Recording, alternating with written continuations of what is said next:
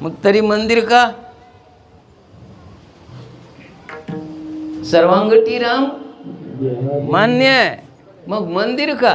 मंदिरातच माथा कायून टेकतो. सर्वांगठी हा व्यापक असला तरी निर्गुण निराकारच आहे, आणि निर्गुण निराकार भक्तांचा विषय होऊ शकत नाही, भक्तीचा विषय होऊ शकत नाही. ज्ञान्याकरता ती ठीक आहे, योग्यांकरता ठीक आहे, सामान्य करता भक्ती करता मंदिर पाहिजे तर तिथं माथा टेकता येईल. मंदिर असेल तर हा उत्सव करता येईल, मंदिर असेल तर हा भक्तीचा आनंद घेता येईल, नाहीतर मग नाही. सगळीकडे देव आहे पण कुणा करता? सर्वसामान्य करता नाही. ती मंदिरातच नतमस्तक होतात. आणि संत हे सर्वसामान्य करता आलेत, योग्या करता नाही, ज्ञान्या करता तर नाहीच नाही, कर्म्या करता सुद्धा नाहीच नाही.